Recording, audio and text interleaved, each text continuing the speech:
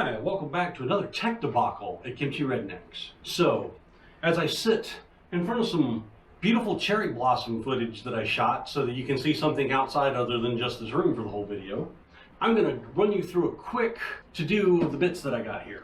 So, all of my lonesome with no request from Melissa, decided to upgrade her computer for her birthday last year.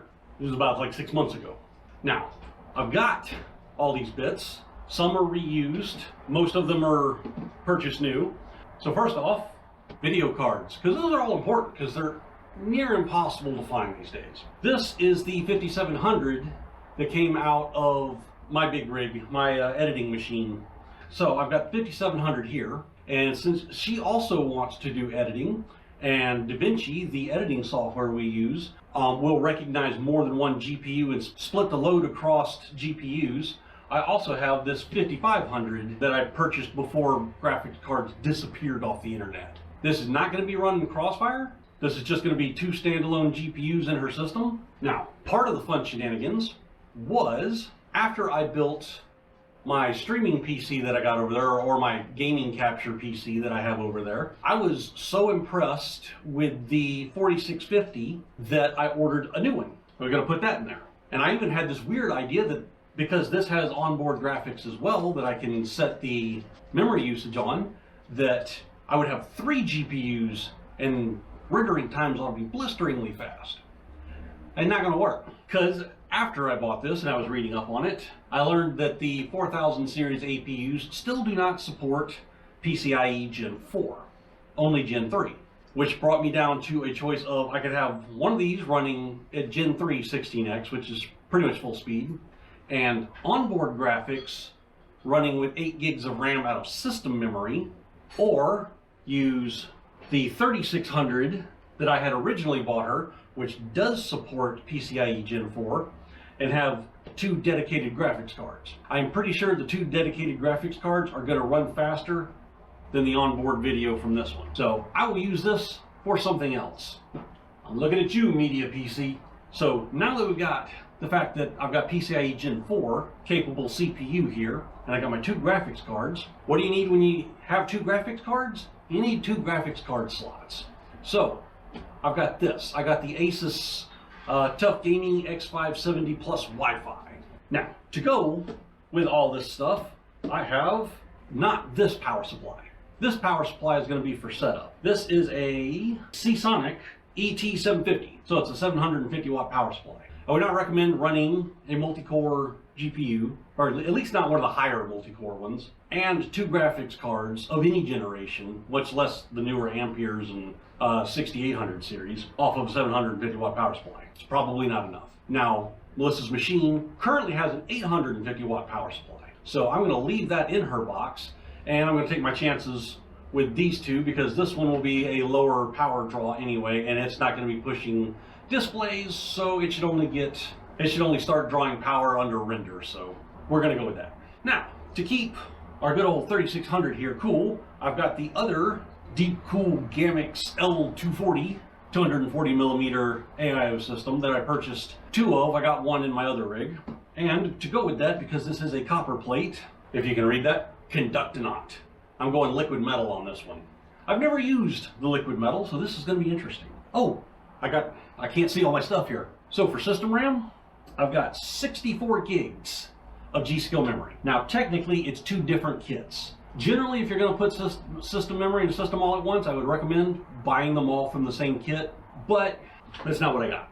This kit is 3600 megahertz CAS 17, and this kit is 3600 CAS 16, which means this is slightly faster RAM. So what I will do is I will take this CAS 17 kit and I will drop it in the primary slot. Take the 16, drop it in the secondary slot, and if everything works the way it's supposed to, the system bus will match the slowest speed RAM. So everything should run at the CAS 17 settings. And to go with that, I've got an Evo 860. This is going to be my boot disk. Why? Because obviously I've got Sabrent SSDs here, 1 Gen 3 and 1 Gen 4. Why would I use a SATA SSD as my boot disk? Now, this is not based on any scientific fact whatsoever. This is just how I feel about it, or how it works in my mind. But NVMEs like these have really good transfer speeds. They're great at transfer, and they're optimized for large files. SATA drives, however, the SATA controller has been optimized for the longest time for like the 4, 8, and 16K read-write access times of a spindle hard drive. So, seeing as this is a SATA-based drive, you get the speed of NAND flash, but the optimization for small file access from the SATA controller. It just seems to be a little peppy at the desktop. You know, if you're just navigating around, you're opening a window or something, you seem to get a little more snap to it off of these, in my estimation. These, however, are good for transfer and storage. So, speaking of these, I've got one Gen 4, 1 terabyte, which is going to be the scratch disk, and one Gen 3, 1 terabyte. And this is going to be game drive and video storage. These are all the parts. Now that I've done the display portion here, I'm going to organize this up for working a little better, and we'll be right back. All right, we're back. And now we're going to play 20 technical questions with Melissa, who I have railroaded into helping me build her computer. Yeah, literally, I got railroaded into this. So, as I pull hair off. I know, I've got dog hair all over me.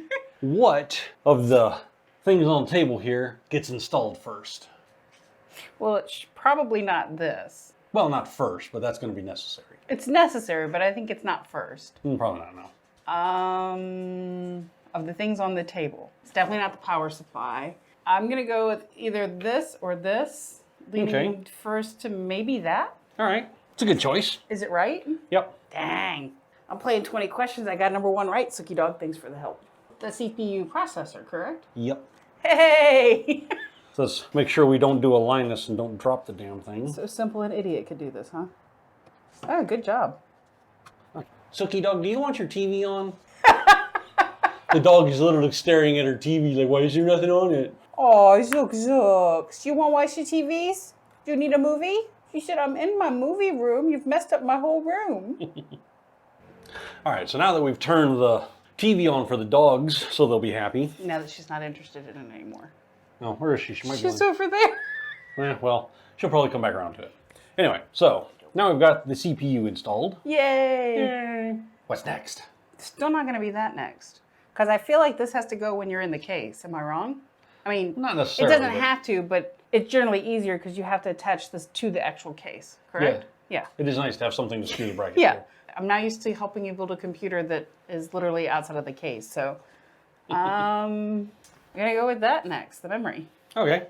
The RAM. All right, so I've already looked up which channels are A and B on this thing. So we are going to put, hold that thought. All right, had to check the manual real quick because, you know, you don't want to botch all your stuff up. I have done that before. It's both expensive and irritating.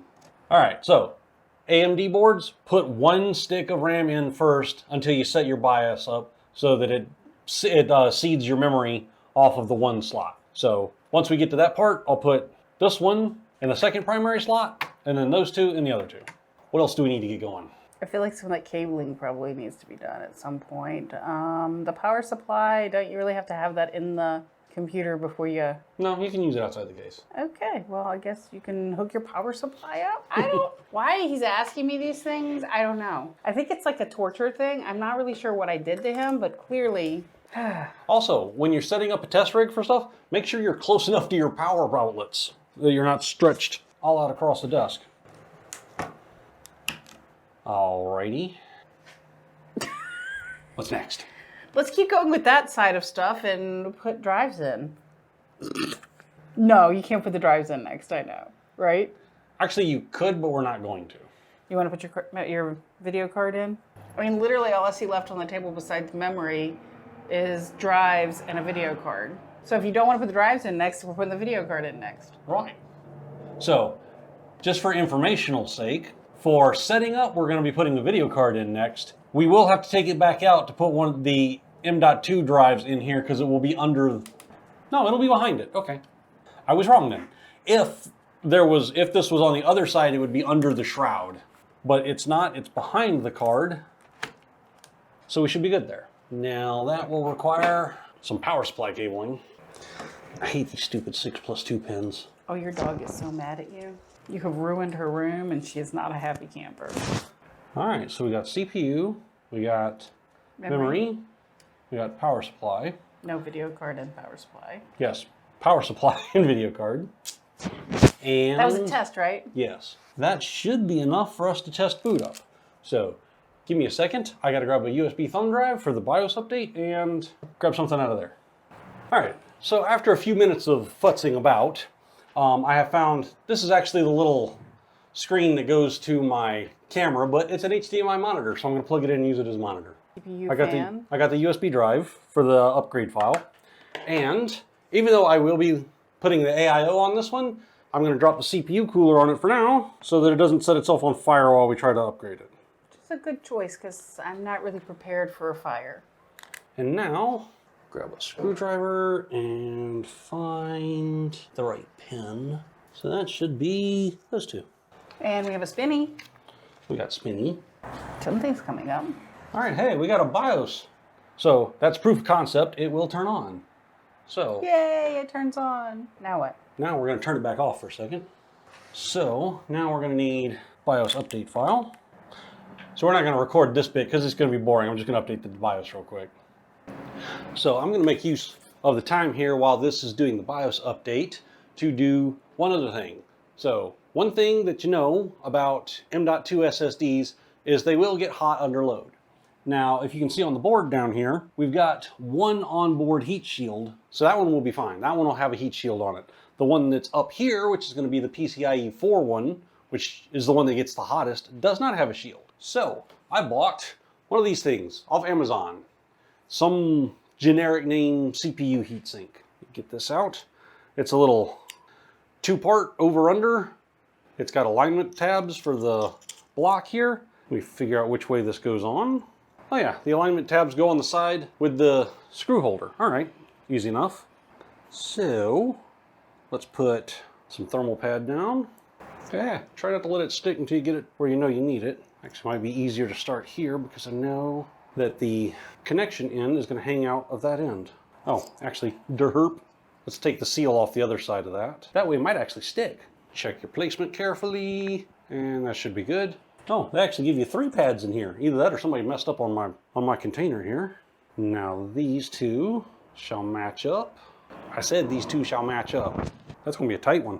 So it looks like there is a chip on one end on the bottom that's not on the rest of them, and it's causing that end to be a little bit harder to get the screws in. Heat tape ought to be a little bit squishy. Shouldn't damage anything.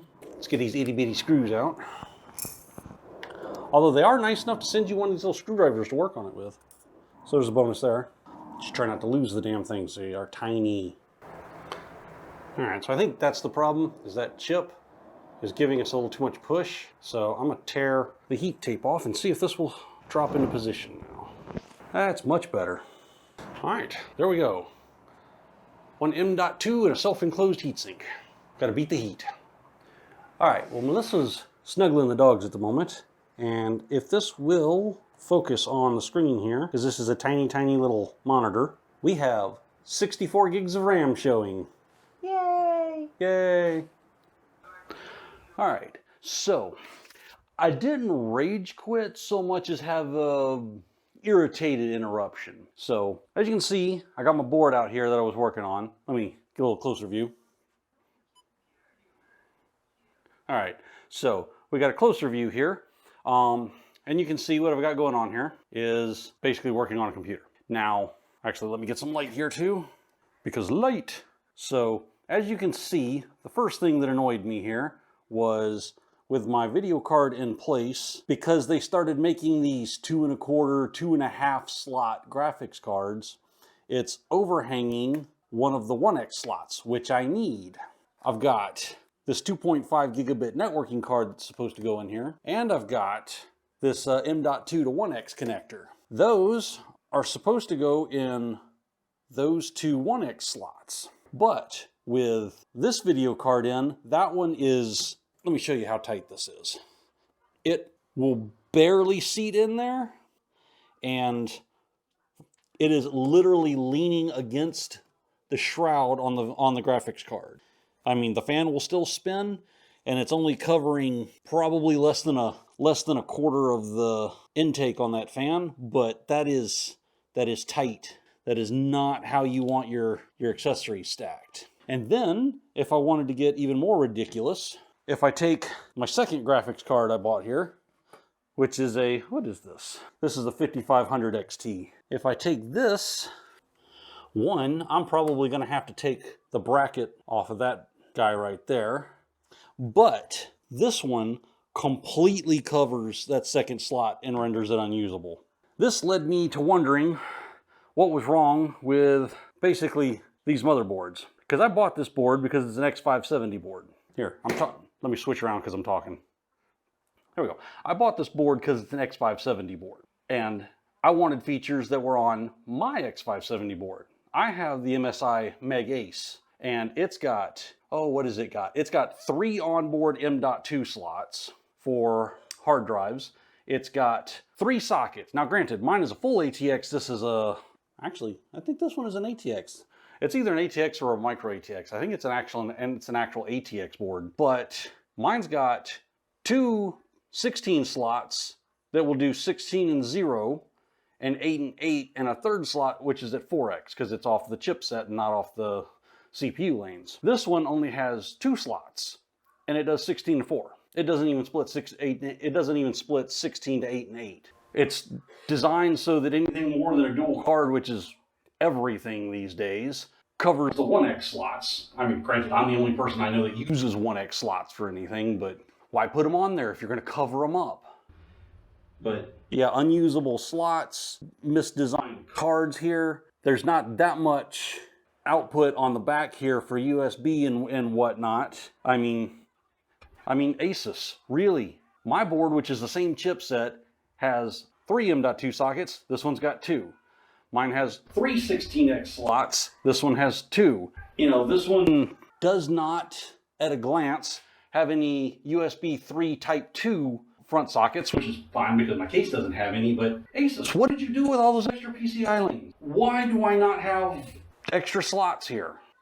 Where did they go? Are you stealing my slots? You stealing my slots, Asus? Do I have to talk to you? Anyway, so I've come to after some deliberation and trying to figure out what was most important that I needed here, I think I'm going to have to take off the second graphics card so that I can get kind of at least to my 2 1x slots. The 2.5 gigabit Ethernet is honestly optional, but I kind of need that extra M.2 slot. Now, it only runs at like a gigabyte a second, but that's faster than, was it USB 3 Type 1, which is 5 gigabit, which rough country math, I believe, breaks down to something like 550 to 650 megabytes a second. So the 1x slot is faster, so I want it. So I'm gonna have to take this out. I'm gonna have to take my 3600 out and switch to my 4650. 4650 is the same 6 CPU cores as a 3600, but it's got the onboard graphics, which I've got 64 gigs on here. I'll have to dedicate 8 to the graphics chipset so that it matches this graphics card, so that in video editing, it will have the graphics it needs. Anyway, so now I've got to undo half of what I did, swap stuff over, hook stuff back up, and retest. So, yay, here we go.